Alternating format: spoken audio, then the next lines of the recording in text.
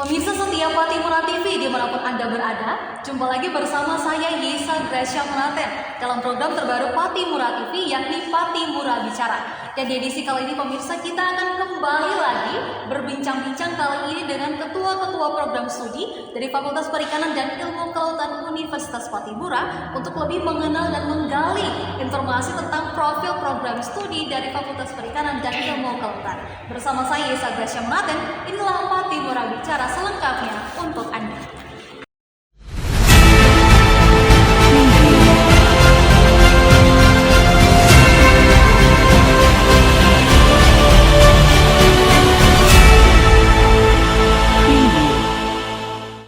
Pemirsa, menjelang tahun ajaran baru 2022-2023, seluruh universitas yang ada di Indonesia sudah mulai gencar-gencar dan melakukan berbagai persiapan untuk menyambut calon mahasiswa baru tahun ini. Tak terkecuali dengan universitas terbesar yang ada di Provinsi Maluku, yakni Universitas Patimura, yang memiliki 9 fakultas dan lebih dari 50 program studi yang akan menyambut dan bersiap untuk menyambut kedatangan para calon mahasiswa baru.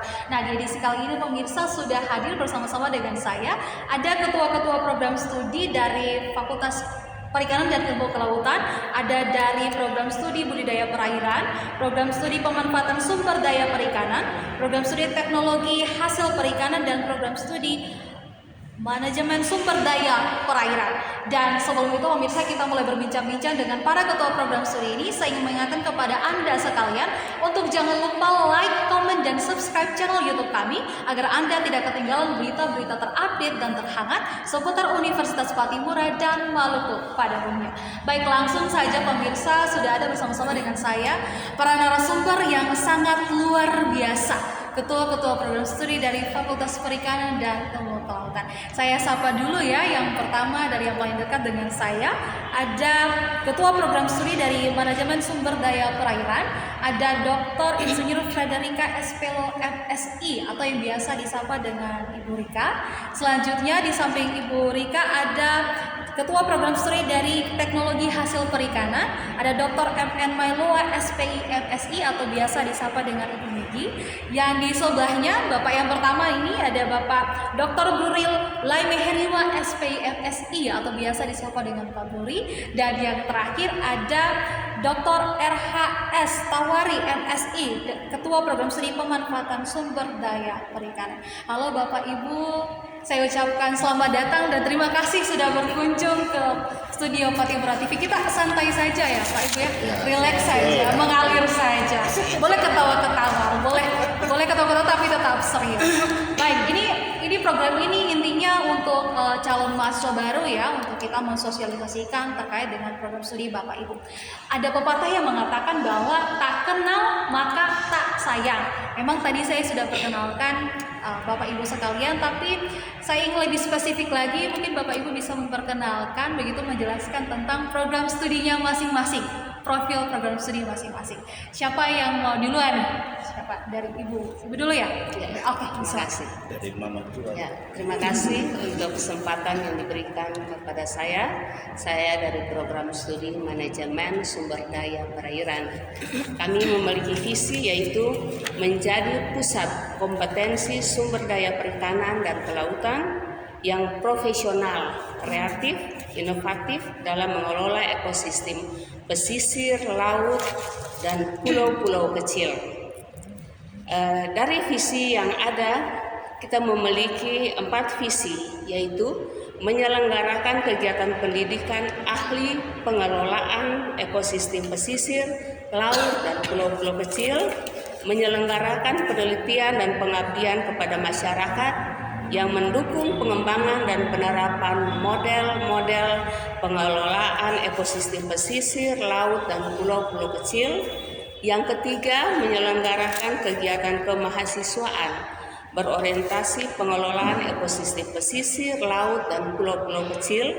Dan misi yang terakhir yaitu meningkatkan kapasitas daya saing program studi MSP dalam pengelolaan ekosistem pesisir, laut, dan pulau-pulau kecil. Jadi dari visi dan misi yang ada, yaitu kita memiliki profil, yaitu profil lulusan kita yaitu pertama akademisi, kedua peneliti, ketiga konsultan, keempat bisa bekerja di pemerintahan, yang berikut bisa perusahaan-perusahaan swasta perikanan, juga LSM dan bankir. Jadi dari lulusan kita juga ada yang bekerja di perbankan. Terus kita lihat bahwa karena kondisi geografis Maluku ini, kita memiliki pulau-pulau kecil yang banyak.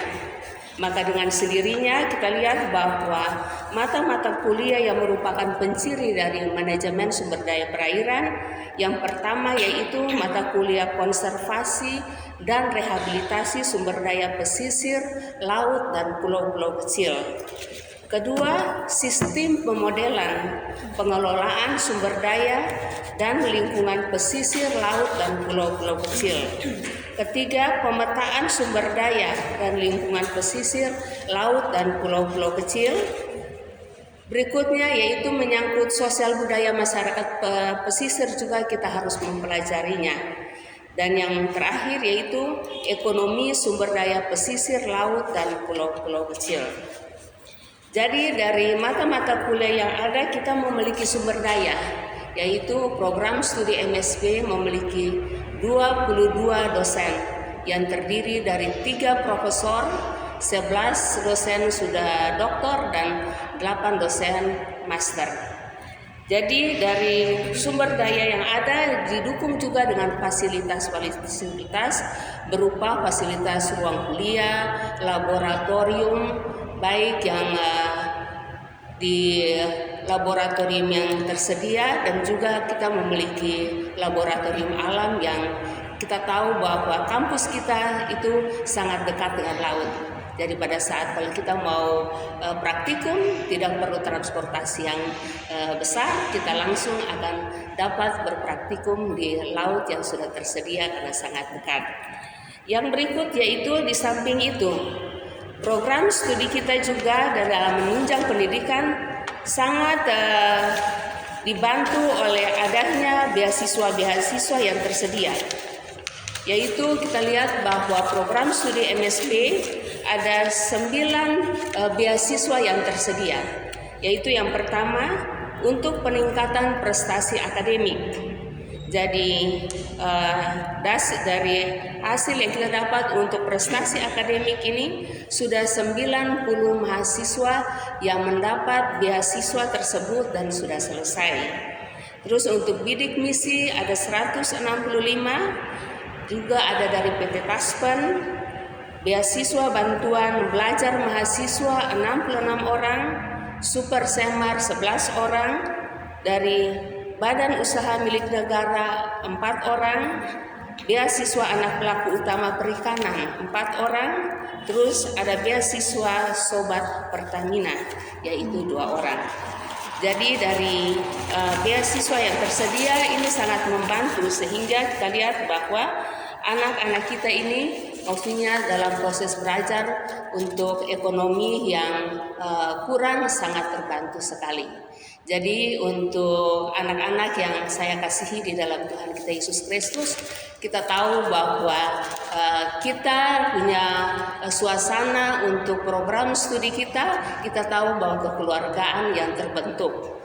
Jadi ada komunikasi yang baik sekali di antara para dosen, juga untuk dengan para mahasiswa. Dan di dalam prodi kita maksudnya tidak pernah ada blok-blok, semua anak diperlakukan sama.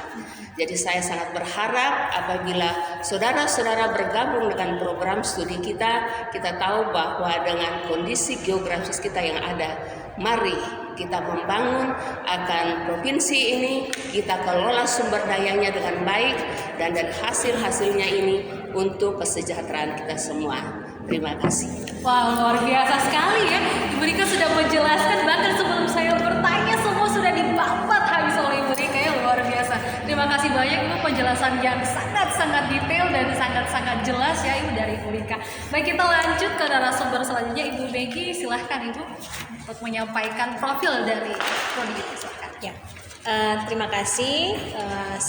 Kami dari program studi teknologi hasil perikanan.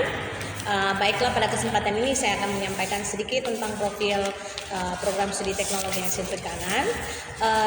Di saat ini ya, posisi kami untuk program studi THP, yang pertama kita sudah punya akreditasi.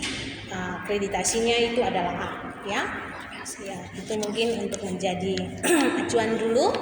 Kemudian dari sejarah perkembangan terbentuknya program studi ini ya, jadi memang dia berawal itu dari pola ilmiah pokok Universitas Patimura, yaitu kita Bina Mulia Kelautannya. Jadi kita pengembangannya itu ke arah kelautan ya.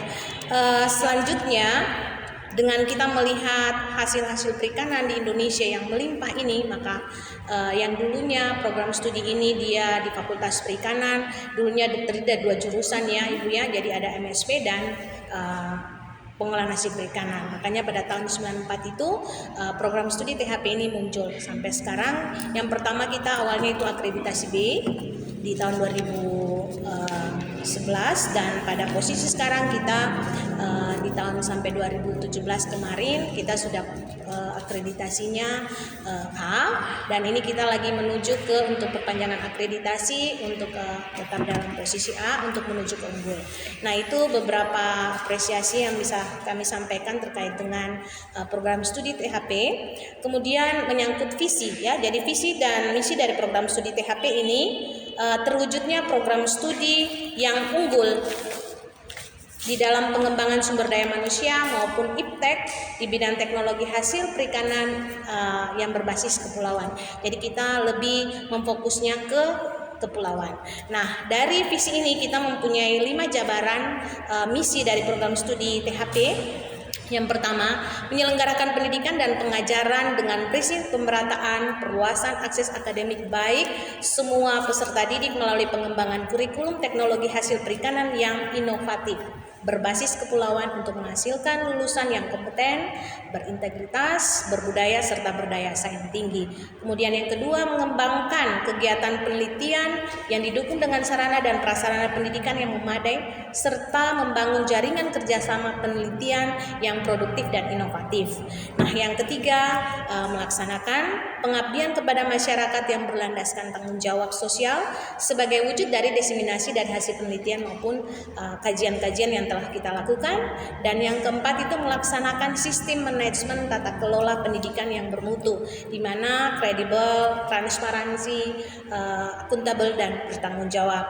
Dan yang poin kelima dari misi kami itu yaitu melaksanakan manajemen penjaminan mutu berbasis teknologi informasi dalam mendukung pelaksanaan tridharma di bidang teknologi hasil perikanan yang berkelanjutan serta bekerjasama dengan mitra-mitra atau stakeholder di bidang teknologi hasil perikanan. Sebagai informasi juga, mungkin tadi kami sudah menyampaikan terkait dengan akreditasi. Sekarang ini kami dari program studi teknologi hasil perikanan sudah mendapatkan akreditasi internasional, dalam hal ini SMOP ya, jadi Sistem Manajemen Operasional Pendidikan 21001 2018. Nah, itu juga bisa menjadi memacu kita juga untuk bisa terakreditasi unggul, bisa membantu kita dalam proses ke depan.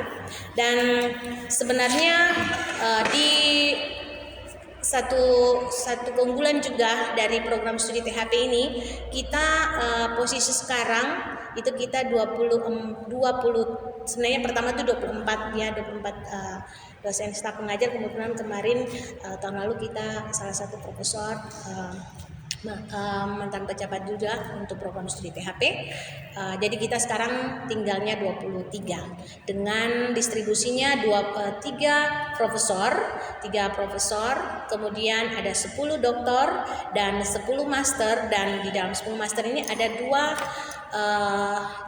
dua orang yang sementara melanjutkan studi doktornya. Jadi di teknologi hasil perikanan ini sebenarnya kita ada punya 3 minat. Jadi 3 minat di dalam proses pembelajaran. Jadi kita punya minat pengolahan hasil perikanan, minat kimia hasil perikanan, dan mikrobiologi hasil perikanan. Sehingga terdistribusi dengan keahlian daripada masing-masing staf pengajar yang tadi sudah disampaikan, kita itu lulusannya semua dari keahliannya sesuai dengan pengolahan hasil perikanan, ada kimia hasil perikanan, kemudian ada bioteknologi, mikrobiologi maupun bioprocessing lainnya yang terkait dengan pangan maupun non pangan, dalam hal ini berbasis kelautan. Ya. Kemudian dari profil lulusan yang diharapkan dari program studi kami ini, setelah lulus nanti itu lulusan kita bisa menjadi tenaga pendidik dalam hal ini bisa menjadi guru, dosen maupun video suara dan sebagainya. Kemudian sebagai peneliti juga bisa, selain itu juga bisa terlibat di dalam community leader atau service ya. Jadi misalnya di PNS bisa, LSM, di dalam eksekutif, legislatif, karyawan swasta maupun di bank dan sebagainya. Selain itu juga dengan lulusan dari program studi THP ini sebenarnya juga dia bisa jadi entrepreneurship. Jadi dia bisa berwirausaha sendiri. Ya, mungkin itu yang bisa kami sampaikan terkait dengan beberapa keunggulan dari program studi THP. Nah, yang menjadi poin penting di sini ya, kami ingin mengajak ya adik-adik sekalian yang ingin masuk di program studi kami ya, kita melihat bahwa posisi letak geografis dan sebagainya kita ke laut ya. Tetapi dengan hasil yang melimpah ini, kalau tidak ada sentuhan teknologi, tidak ada bagaimana kita mendapatkan suatu produk yang berdaya saing tinggi lewat inovasi maupun kreatif itu, setelah adik-adik masuk di Fakultas Perikanan khususnya ke program studi teknologi hasil perikanan itu keahlian yang bisa didapatkan dari lulusan kita, yaitu kita tidak berharap lagi dengan misalnya seperti pemerintah atau misalnya yang semua orang fokusnya cuma PNS ya. Di program studi THP itu kita belajarnya dari penerimaan bahan baku sampai ke limbahnya. Jadi semua itu zero waste bisa dimanfaatkan. Jadi penerimaan bahan baku, bagaimana cara menanganinya, kemudian bagaimana mengolahnya, kemudian dari segi mutu, bagaimana standarisasinya mutu produk itu dia bisa memenuhi standar ya. Jadi kita punya standar nasional Indonesia maupun standar industri, itu harus kita dari segi pengolahan semua titik-titik kritis itu harus diperhatikan. Nah, ilmu atau keahlian daripada lulusan ya yang akan keluar dari program studi kami itu dia bisa ke masyarakat, jadi bisa ke industri seperti quality control ya, manajemen, kemudian juga bisa memanfaatkan limbah yang selama ini kita bisa melihat bahwa dari hasil sampingan itu semuanya bisa termanfaatkan, jadi bisa meningkatkan nilai tambah dari bahan baku atau hasil-hasil sampingan itu, jadi bisa meningkatkan nilai tambah daripada produk terkhususnya hasil perikanan, hasil perairan maupun yang lainnya ya. Kemudian selain itu juga mungkin tadi saya banyak berbicara tentang sumber daya dalam hal ini ke dosennya ya. Untuk mahasiswa kita mahasiswa di Fakultas Perikanan di program studi THP kita mempunyai wadah mahasiswa namanya Himpunan Mahasiswa Jurusan. Nah, di dalam Tridharma Perguruan Tinggi yang selama ini kita jalankan di program studi kami, yaitu pendidikan, penelitian maupun pengabdian, itu kita melibatkan mahasiswa. Nah, kita melibatkan mahasiswa dalam setiap kegiatan-kegiatan baik penelitian maupun pengabdian yang dilakukan secara bersama-sama dengan mahasiswa. Nah, beberapa hasil dari capaian yang telah dilakukan selama ini dalam 3 tahun terakhir ini, dari tahun 2018 sampai ke tahun 2021 yang mungkin bisa kami informasikan. Nah, itu kita dari dosen sudah melakukan penelitian baik dari segi nasional maupun lokal nasional yang sudah dibiayai oleh kementerian maupun dengan kerjasama dengan pemerintah daerah maupun pusat. Nah, itu serapan dana itu juga kita dengan melibatkan mahasiswa untuk membantu mahasiswa dalam penyelesaian praktek keterampilan lapang maupun studi akhirnya, itu dengan melibatkan mahasiswa, sehingga luaran daripada kegiatan-kegiatan itu kita sudah bisa melakukan publikasi. Jadi dosennya kalau di THP itu kita bisa lihat track recordnya, punya publikasinya banyak ya, kita punya publikasi. Nah, itu bisa langsung bisa dilihat di webnya kita punya website juga bisa ada, itu secara online bisa di searching. Nah, itu merupakan luaran-luaran dari kegiatan-kegiatan Tridharma kita. Jadi kita tidak berdiri sendiri sebagai dosen, tapi kita melibatkan mahasiswa. Dan kita punya mahasiswa itu juga banyak berprestasi baik dari non akademik maupun prestasi akademiknya, non akademik, banyak melakukan kegiatan-kegiatan baik dari nasional maupun internasional.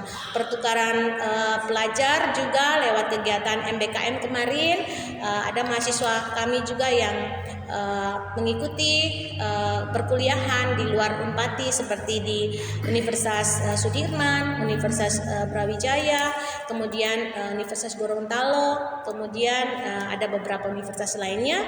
Dan selain mahasiswanya juga dosennya juga berperan aktif ya.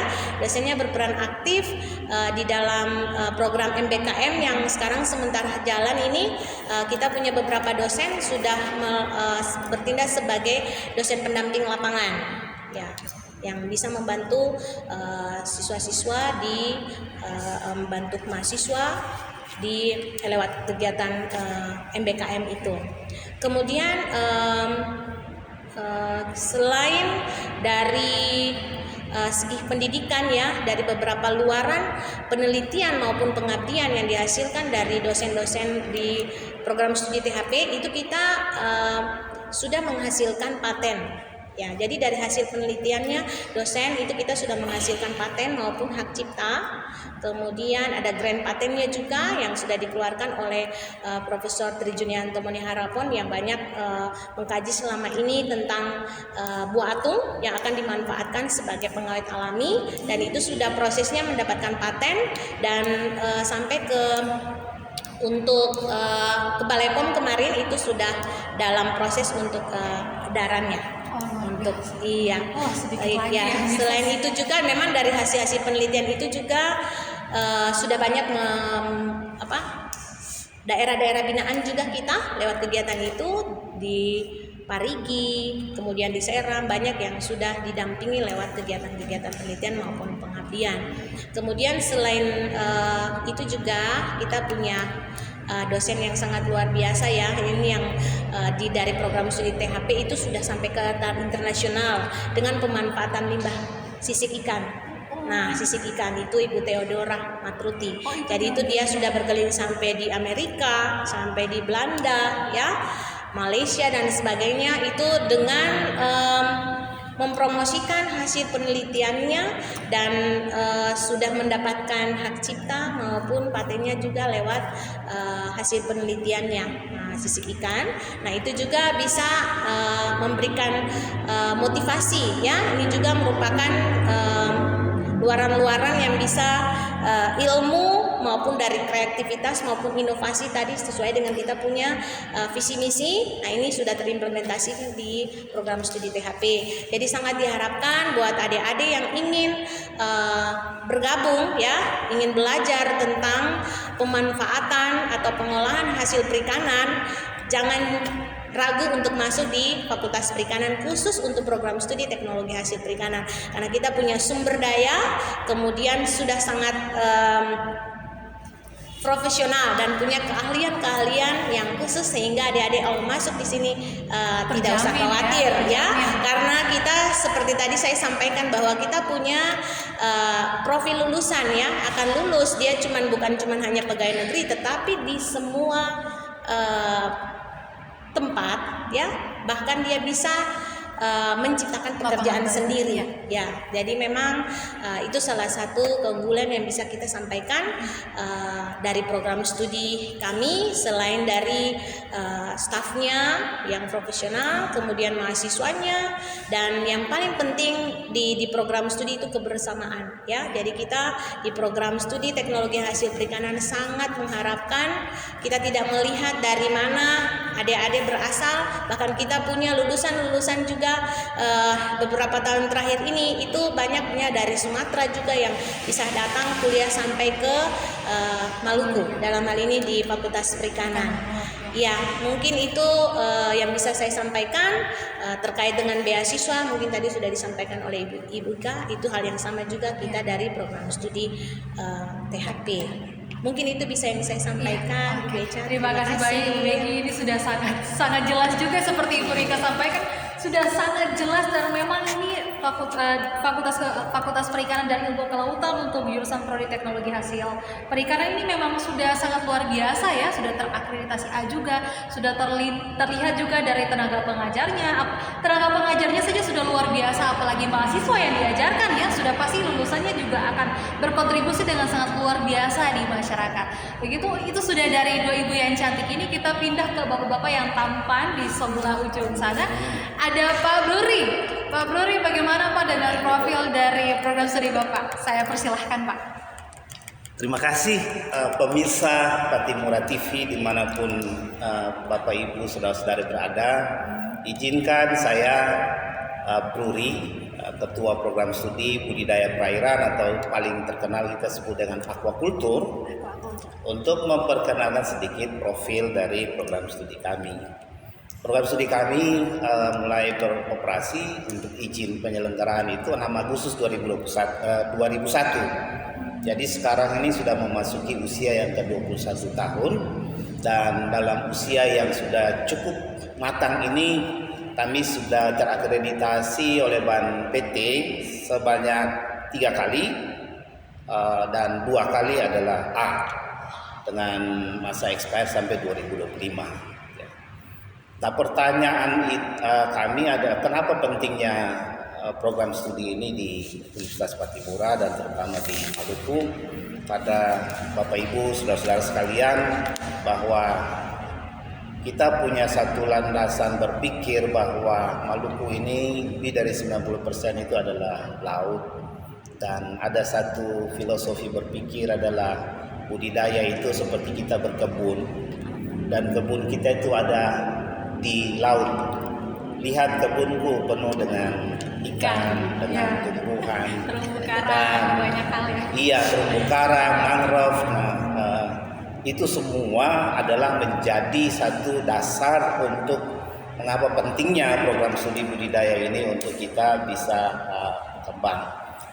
Oleh sebab itu, studi di program studi kami itu lebih mengutamakan calon-calon mahasiswa yang sebentar lulus itu bisa mendesain dan merancang wadah-wadah budidaya baik di air tawar, air payau maupun air laut, mulai dari menghasilkan benih sampai dengan memelihara untuk ukuran-ukuran konsumsi.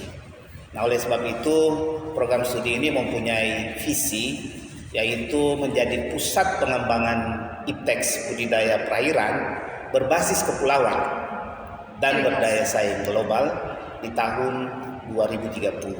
Jadi di tahun itu kita sudah sangat bersaing, dan itu mulai dibuktikan dengan karya-karya dan aktivitas kami, yaitu memperbaiki akreditasi kami dari B ke A dan sudah 2 kali A, dan pada tahun 2021 kemarin kita bagaimana menerapkan sebuah standar internasional untuk sistem manajemen organisasi pendidikan yang kita biasa kenal dengan ISO 21001 2018. Nah, terkait dengan itu juga ada persiapan sumber daya manusia. Program studi kami mempunyai 18 dosen tetap yang terdiri dari 1 guru besar, 7 doktor, dan 6 dosen sedang mengambil lagi program doktor. Jadi hanya tinggal 3 yang bergelar magister atau S2. Nah, dalam pengembangan kurikulum kami selalu mengadaptasikan 2 isu penting, yaitu yang pertama berbasis 4.0, sehingga program studi kami selalu mempunyai tagline itu adalah Dilan dan Milea, digital melayani dan manajemen informasi lewat Android. Luar biasa. Jadi kalau saudara-saudara pernah nonton film Dilan dan Milea, ya program studi kami mempunyai satu adaptasi terhadap teknologi itu. Yang kedua, selain adaptasi 4.0, kita juga selalu meresponi kebijakan pemerintah dalam hal MBKM. Jadi program studi kami mulai semester 5 itu mahasiswa diwajibkan untuk mengambil studi di program studi lain di luar program studi kami, baik yang ada di perguruan tinggi Unpati maupun di luar program tinggi Unpati.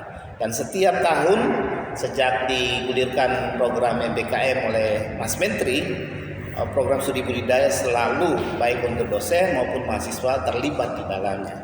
Nah, pertanyaannya adalah setelah dari program studi budidaya apa yang akan dicapai oleh lulusan? Kami mempunyai capaian lulusan paling kurang ada 5. Yang pertama itu saudara-saudara akan menjadi seorang praktisi atau pembudidaya perikanan, baik di air tawar, air payah maupun khususnya di air laut. Yang kedua adalah sebagai supervisor,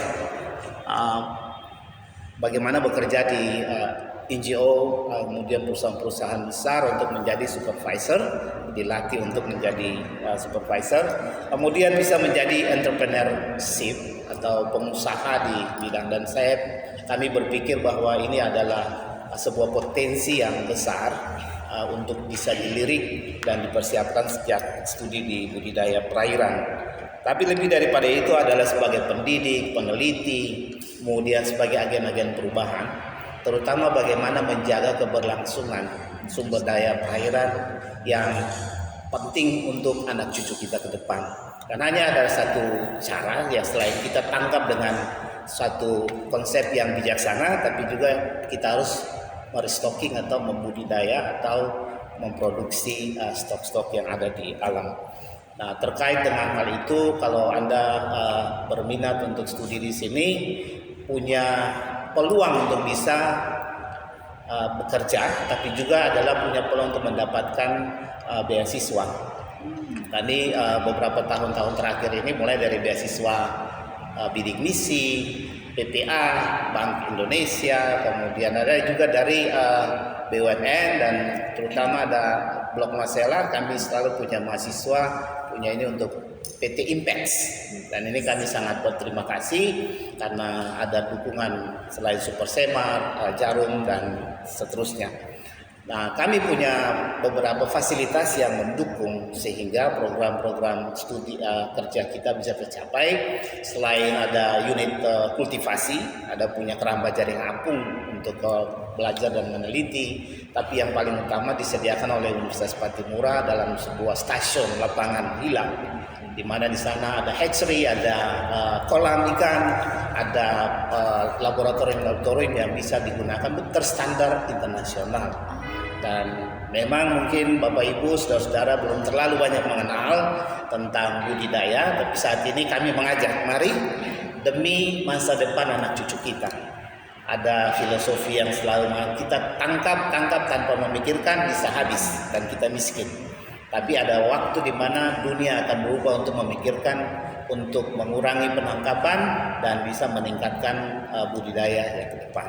Dan tempat yang paling tepat untuk Anda bisa menjaga keberlangsungan biota-biota laut itu adalah di program studi budidaya perairan.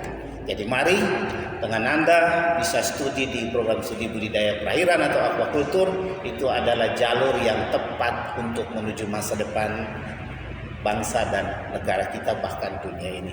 Terima kasih. Iya, wah luar biasa sekali ya. Jadi bagi Anda ini para Mila dan Milea Maluku ya, yang ada tinggal di Provinsi Maluku, terutama yang berbasis provinsi kepulauan, ayo mari kita berkebun. Berkebun di mana? Di laut. Lewat prodi apa? Lewat prodi budidaya perairan bersama dengan ketua program studinya Pak Bruri. Kita lanjut nih yang narasumber terakhir kita, ada Pak Olan nih Pak, silahkan saya mempersilakan Bapak untuk memperkenalkan profil dari program studi Bapak. Baik, terima kasih. Selamat sore Eca. Iya Pak. Selamat sore pemirsa Iya. Patimura TV. Terkesan sekali hari ini bisa bertemu tatap muka dengan Eca di studio ini. Ya, hari ini sebagai ketua program studi, izinkanlah saya juga melakukan sosialisasi. Iya, silakan Pak. Ya, jadi Eca, bahwa ini satu hal yang harus kita sadari bersama, Eca, bahwa provinsi kepulauan ini adalah provinsi yang penuh lebih besar lautnya daripada pulaunya, ya daratnya. Jadi hampir saya bisa katakan begini, Anda balik kanan lihat laut, Anda balik kiri lihat laut, balik kanan lihat laut, semuanya Anda masih melihat laut. Apa persoalannya? Persoalannya kita kaya akan sumber daya. Kita punya ikan yang banyak, kita punya pemandangan, wisata dan sebagainya yang luar biasa menyajikan potensi itu. Persoalannya adalah bagaimana sebagai tanggung jawab orang-orang yang mendiami Maluku bisa memanfaatkan sumber daya yang ada sehingga menjadi potensi untuk kehidupan masyarakat ke depan. Salah satunya pemerintah provinsi itu bangun LIN namanya, Lumbung Ikan Nasional. Lumbung ikan nasional itu kalau dia jadi nanti diwai sama itu butuh tenaga kerja yang luar biasa. Nah, bagaimana menciptakannya? Nah, program studi pemanfaatan sumber daya perikanan itu adalah salah satu program studi yang konseren benar terhadap teknologi tangkap. Tentunya seperti yang tadi Pak Budi bilang, teknologi tangkap itu tidak boleh. Kenapa harus ada teknologi tangkap? Karena penangkapan itu harus berbasis budidaya. Harus ada kolaborasi. Tidak boleh tangkap sembarang. Dan ilmunya harus orang tangkap. Kalau tidak, ada orang yang kita tidak tahu tangkap. Ya. Yang kedua, kita itu ada manajemen penangkapan. Dua minat ini tidak mengarahkan pada calon mahasiswa kita untuk menjadi nelayan, tidak. Tapi mereka akan menjadi analis, ada jadi konsultan. Untuk apa? Untuk memberikan sumbangsi pikir, memberikan kontribusi yang besar terhadap pengembangan perikanan di Indonesia. Sekarang ini kita bicara tentang food market ya, pasar ini pangan dan sebagainya, dunia pangan. Kita bicara salah satu pangan. Orang perang kiri kanan itu sekarang ini karena pangan. Konsumsi ini terhadap pangan ini luar biasa. Salah satunya ikan. Bagaimana orang berebut di laut itu untuk mendapatkan ikan itu. Kalau tidak tahu batas laut, tidak tahu tentang bagaimana cara tangkap, tidak tahu menggunakan teknologi amatur, maka tinggallah kita Maluku sebagai kenangan nenek moyang kita orang pelaut. Betul. Tahukah Eca bahwa ini banyak sekali anak-anak di Maluku kita yang katanya nenek moyang orang pelaut tapi berlayar ini istilahnya di ombak kuli-kuli mabuk. Tidak bisa.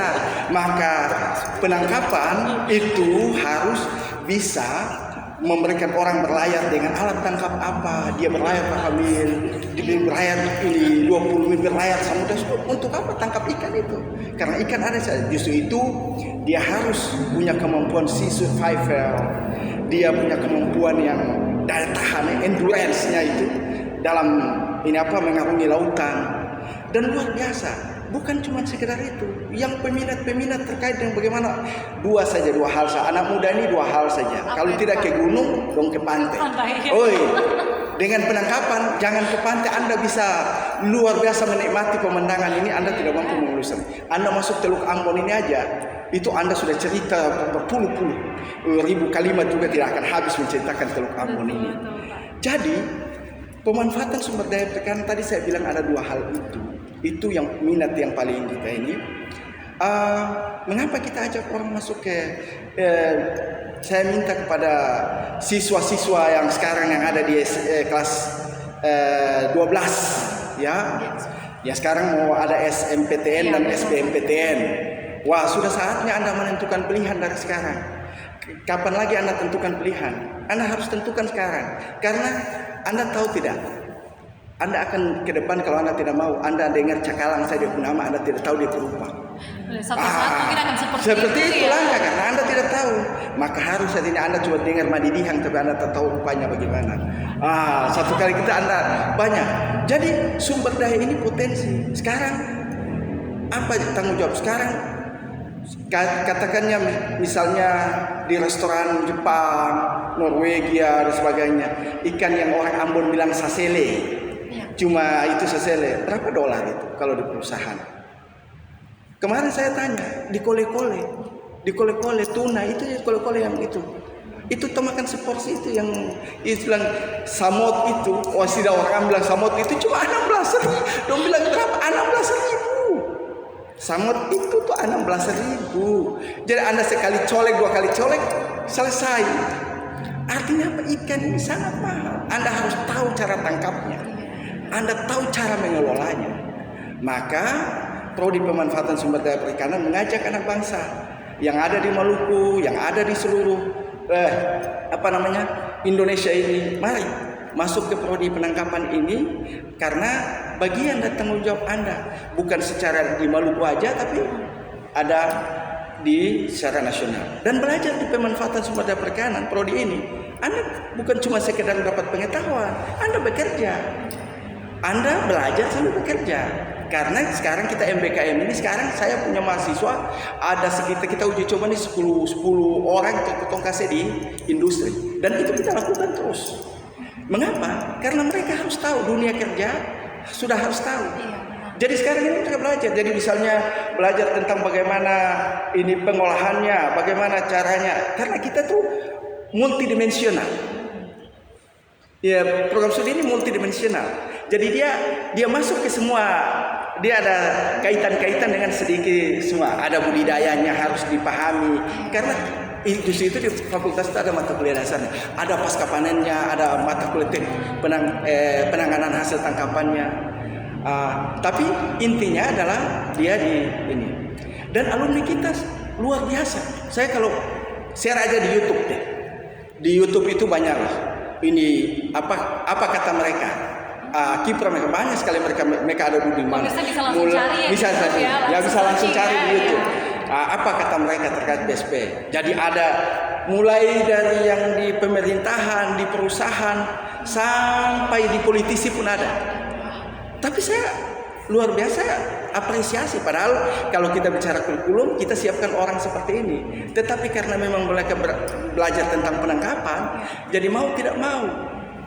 Saya bilang kalau sudah belajar penangkapan, tidak usah belajar politik, pasti mereka tahu. Karena politik itu kan menggiring orang untuk memilih. Tapi kita ini menggiring orang, ikan itu hewan liar. Bagaimana kita caranya untuk menggiring dia untuk bisa tertangkap? Luar biasa. Orang politik kalau pakai ilmu ini bisa dapat semua. Istilahnya kita lihat dia lari sana kemana, dia pecah bunga, istilah orang kamu pecah bunga bagaimana? Tontomu dia di sini, pasang saja ini jaring di sini, dia tabrak. Tapi kalau kita tidak mampu lakukan, ada satu lagi solusi. Kita punya satu alat tangkap namanya bubu. Tahu filosofi bubu? Bubu itu perangkap, tahu filosofinya? Anak-anak muda selalu senang kalau saya bilang ini. Apa filosofinya, Pak? Filosofinya masuk gampang, keluar susah. Sekali Anda masuk terjerat ke dalam bubu, Anda susah keluar dari bubu. Sekali Anda masuk PSP, Anda susah keluar dari PSP. Anda susah keluar karena Anda pasti menikmatinya. Saya kira susah keluar karena susah lulusnya. Bukan, dia akan menikmatinya dan dia tidak akan mau keluar. Faktanya begitu. Ada mahasiswa kita dulu tidak ambil PSP. Begitu dia tertarik masuk, kebetulan dia dapat PSP, dia dapat. Terus saya tanya, udah semester 3 bisa pindah loh. Bisa pindah ke prodi lain. Yuk kalau mau saya pindahin. Dia bilang nggak mau. Dia tidak mau. Kenapa? Dia bilang saya nyaman. Gitu. Ya, itu. Jadi marilah saya ajak semuanya yang siswa SLTA yang kelas 12, saya satu hal. Kalau Anda memilih PSP, filosofinya saya bilang ke Anda.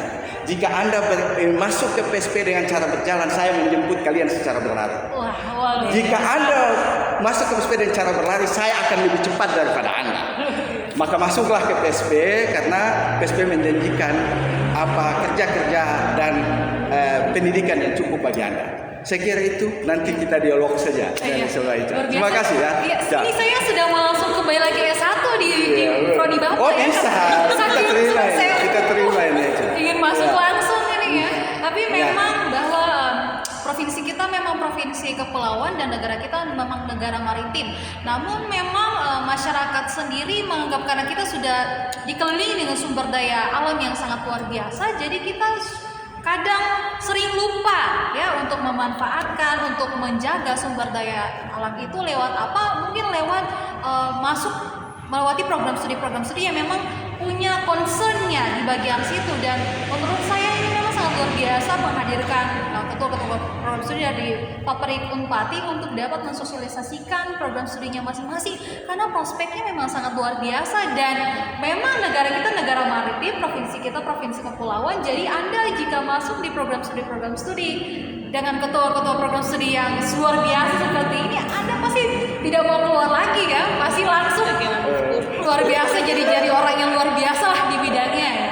Ya, baik, langsung kita lanjut nih ke topik selanjutnya. Memang tadi sudah dijelaskan, sudah sangat jelas dan sangat rinci oleh Bapak Ibu sekalian. Namun saya ingin bertanya, ini kan kita di tengah masa pandemi COVID-19 ya Ibu ya Pak. Bagaimana dengan proses pembelajarannya? Apakah seperti yang sudah disampaikan oleh Menteri Pendidikan kita untuk lembaga-lembaga pendidikan menerapkan sistem hybrid, online offline, daring luring, ataukah karena Omicron sudah semakin meningkat ini Bapak Ibu hanya menerapkan sistem daring saja, ataukah bagaimana? Apalagi ditambah dengan perikanan kan berarti harus praktikum di lapangan. Ini bagaimana? Siapa yang mau duluan ini? Saya lempar nih, siapa yang mau duluan? Saya terima kasih untuk kesempatan yang diberikan kepada saya.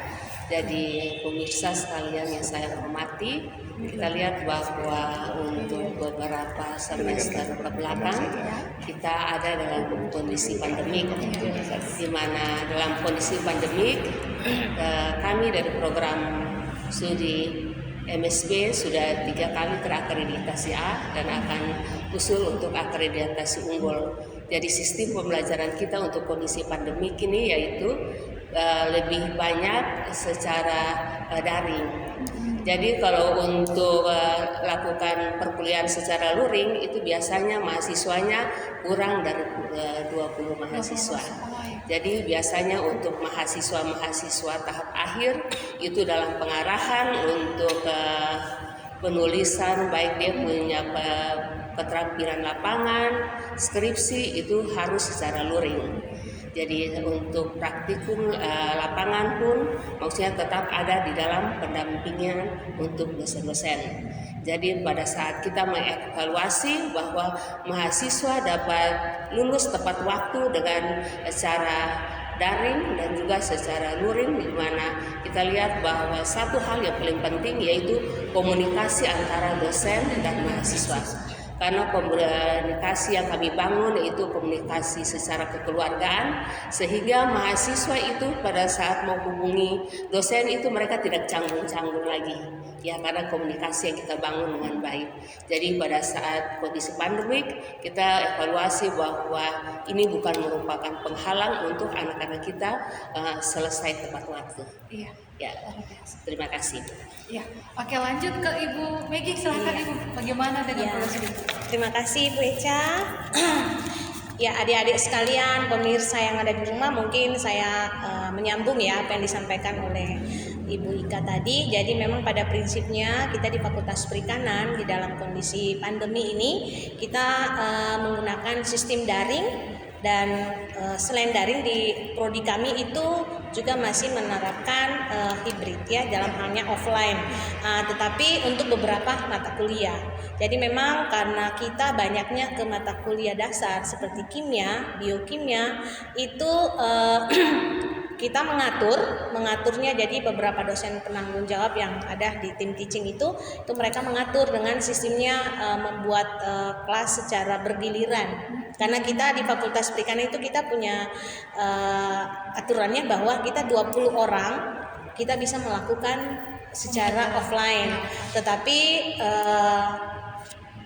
secara online dengan menggunakan Zoom. Selain Zoom juga kita menggunakan Microsoft Teams. Ya, jadi kita punya 2 fasilitas itu yang digunakan. Kenapa alasan kita menggunakan sistem offline? Karena memang untuk mata-mata kuliah dasar seperti kimia, biokimia itu butuh dasar yang gak kuat. Jadi memang dengan kondisi yang ada tidak menutup kemungkinan sistem itu kita lakukan secara offline, tetapi dengan memperhatikan peraturan. Ya gitu kita tetap jalan ya, karena memang di Fakultas Perikanan itu rutin ya. Jadi kita dari segi misalnya penyemprotan di ruang-ruang kuliah ya, karena kita memang ada tidak semua mata kuliah itu harus secara offline ya, karena tadi kita secara online, karena yang tadi kita melihat luaran kita itu ya, CPL kita itu, karena ada yang kekhususan yang memang kalau misalnya dia hanya lewat online, wah nanti tidak bisa terukur juga. Jadi memang kita tetap menjalankan 2 sistem itu. Kemudian tadi kalau di program studi THP kita punya laboratorium ya. Jadi laboratoriumnya itu teknologi hasil perikanan, dan jadi memang mata kuliah praktikum seperti mikrobiologi untuk pengolahan dan sebagainya, kimia, itu kita dalam sistem praktikum kita mengatur secara shift-shiftnya. Jadi semua walaupun mereka mungkin secara materi secara online, tetapi waktu praktikum kita tetap melakukan secara offline dengan memperhatikan protokol kesehatan. Karena misalnya contoh, kalau kita mau melakukan isolasi identifikasi mikroba, nah itu bagaimana kalau cuma secara instan? Dia harus melakukan secara langsung di laboratorium. Jadi tetap kita punya laboratorium tetap dibuka dengan memperhatikan jadwalnya ya. Mungkin itu. Jadi selain itu juga untuk praktikum yang di laboratorium, kita juga kalau dari THP ini kan banyak ke industri. Nah, kita juga tetap melakukan pengunjungan ke industri, tetapi dibarengi dulu dengan surat. Nah, ada perusahaan yang memang misalnya dia menjaga tidak boleh masuk di saat pandemi, berarti kita ke perusahaan yang lain, misalnya ASDP, MPM, kemudian ada Nusantara. Nah, itu yang kerjasama. Nah, itu biasanya pengaturannya juga diatur per kelompok. Jadi tetap praktikumnya tetap yang namanya praktek keterampilan lapang itu harus turun lapang, tidak bisa jadi tetap harus mereka harus turun meninjau langsung di lokasi. Mungkin itu dari kami. Terima kasih banyak Ibu Megi. Kalau dari Pak Olan dengan Pak Bruri sama ya? Kalau kami agak unik. Oh, bagaimana unik? Saya lebih unik nih Pak. Karena kami kan ini memelihara barang hidup. Iya. Setiap hari perlu diperhatikan kualitas airnya, makannya. Jadi memang untuk pandemi ini awal-awal memang sangat ketat, tapi tetap ikan dan semua yang hidup itu harus terpelihara. Sehingga kita untuk di tatap muka memang terbatas sesuai dengan pedoman yang dikeluarkan oleh Rektorat bahwa hibrid, di mana ada shift kurang dari 20 sampai 25 atau 50%, tapi di laboratorium untuk praktikum mahasiswa itu setiap hari harus ada shift. Karena itu memberi makan ikan, mengganti air dan seterusnya di keramba dan di laboratorium. Jadi itu justru dari situ saya sebagai Kaprodi memandang bahwa mahasiswa dengan begitunya shift itu sebenarnya mereka dapat banyak pengalaman.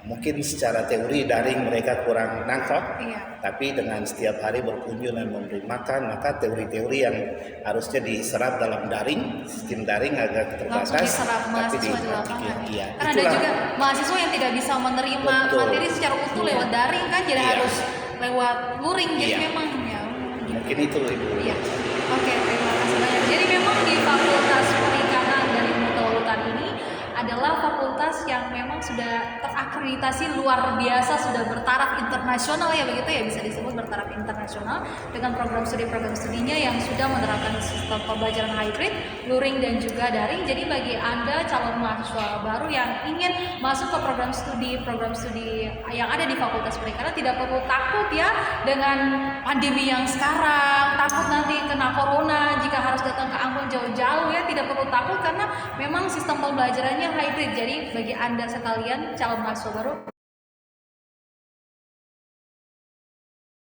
program studi yang ada di Fakultas Perikanan dan Ilmu Kelautan. Nah, memang tadi setelah disampaikan oleh Bapak Ibu sekalian bahwa prospek kerja untuk lulusan dari program studi Bapak Ibu masing-masing ini memang sangat luar biasa ya di masyarakat. Tapi di era digitalisasi saat ini ya, ini bagaimana cara atau prospek lulusan perikanan ini dapat bersaing di era digitalisasi seperti ini ya? Bagaimana? Mungkin Pak dulu, Pak Ulun, silakan. Jadi gini Ca, kalau saya pikir tidak bisa dihindari. Era digitalisasi itu satu, jadi dunia ini sekarang mengalami 3 disrupsi besar. 3 disrupsi besar itu, satunya adalah masalah iklim, 2 itu adalah masalah industri 4.0 itu, dan kemudian yang ketiga itu adalah pandemi. Itu 3 hal yang secara simultan itu harus tertangani secara bersama. Nah, kita tidak bisa terelakkan dari digitalisasi ini. Sebenarnya kalau di prodi PSP itu jauh ini perkembangannya harus dilakukan, karena misalnya kalau dulu orang mencari ikan, orang pergi lihat tanda-tanda alam, ada mengamati bintang, ada duduk di mana, posisi ini dikalkulasikan ada di mana. Kemudian sekarang orang lihat burung-burung, konsentrasi burung di mana, di bawah pasti ada ikan. Di mana kemudian ada kayu-kayu yang hanyut di permukaan, di bawah ada ikan. Biasanya ditandai sebagai indikator, tapi sekarang tidak. Sekarang penuh dengan komputerisasi. Tidak bisa lagi ini bikin kayak gitu, rugi, biayanya besar. Sekarang kita udah mengamati arah angin kemana, arah arus kemana, itu kita sudah bisa menentukan konsentrasi pada lintang berapa, pada bujur berapa ikan berada. Saja dengan cukup dengan komputerisasi, kita pemetaannya kita sudah lihat, jarak antara pelabuhan dengan tempat yang dituju itu, ini berapa derajat, sekian mil itu butuh biaya berapa. Minyaknya harus disiapkan untuk kapal capai situ sampai balik berapa. Es yang harus disiapkan untuk menangani ikan itu berapa. Udah dihitung oleh analis-analis oleh karena itu ada fenomena di perbankan. Nelayan kita itu kan tidak bisa sampai sekarang ini nih. Mereka bisa pinjam uang, tapi jaminannya rumah mereka, sertifikat rumah, sertifikat ini tanah mereka apa lagi itu. Dia tidak pernah bisa menjamin sertifikat alat tangkap dia, kemudian perahu armada dia, mesin dia tidak bisa. Mengapa? Karena tidak ada orang bank yang paham terkait dengan evaluasi ini. Jadi kan ada yang namanya misalnya alat tangkap, dia jaring, kemudian ada perahu, ada mesin dia. Nah dia kalau anak SP tahu, dia kalkulasi, evaluasi, dia lakukan. Umur ekonomisnya sekian. Suatu barang kan ada umur ekonomis dan umur teknis. Nah dia lihat, ada umur teknisnya sekian, umur ekonomis sekian. Musim ikan itu tahu segini, maka dia bisa, orang banknya bisa kasih pinjam. Ya, Bapak bisa dapat pinjaman sekian.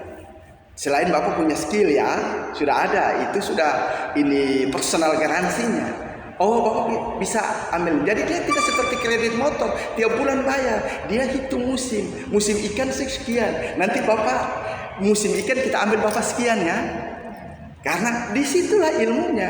Maka perbankan itu harus selama ini kita bicarakan dan PSP mengarah ke situ, menyiapkan kader-kader. Kenapa Pak? Banyak orang-orang kita yang sekarang ada di bank minta terkait dengan ini. Saya diwawancari bank berulang-ulang kali terkait dengan masalah ini. Sehingga semua nelayan, karena kasihan loh, ada nelayan tidak punya rumah. Dia punya tanah di mana? Nggak punya. Tapi dia punya mesin, dia punya kapal, dia punya jaring. Itu bisa jadi garansi untuk bank. Lalu kemudian dia tinggal paham tentang musim ikan. Dia bisa pinjam modal di bank. Nah itu baru Indonesia merdeka. Nah ini anak-anak bisa seperti itu ke depannya. Nah era mereka nantinya. Jadi digitalisasinya luar biasa sudah dilakukan. Ya, jadi walaupun memang concernnya perikanan dan sekarang di era digitalisasi, tapi tidak menutup kemungkinan ya itu memang bisa dapat dibaurkan antara dunia perikanan dan juga digitalisasi, saling beriringan begitu ya Pak, tidak dapat dipisahkan begitu. Ya baik, ini kita sudah mau sampai di penghujung acara nih ya Ibu Bapak, mungkin terakhir lah satu kalimat, mengapa calon mahasiswa harus masuk ke program studi Anda masing-masing? Satu kalimat. Yang mau duluan siapa ini? Pak Buri lah. Boleh, iya. Boleh. Kalau satu kalimat atau satu kata, kenapa harus masuk program studi budidaya, yaitu menurut kami budidaya itu semakin hari semakin meningkat. Sedangkan yang meningkat itu dalam arti bahwa kebutuhan teori Malthus itu bahwa pertambahan populasi ini akan jauh deret ukur daripada pangan, dan salah satu solusinya untuk mengimbangi krisis pangan dan seterusnya adalah budidaya. Terima kasih. Iya, luar biasa ya. Singkat, padat, jelas, dan sangat menarik untuk calon mahasiswa. Selanjutnya siapa ini? Giliran siapa? Saya. Iya, Ibu dulu. Terima kasih yang saya berikan untuk Permisa dan anak-anak yang akan masuk di program studi saya. Mari kita atur sumber daya untuk anak cucu kita.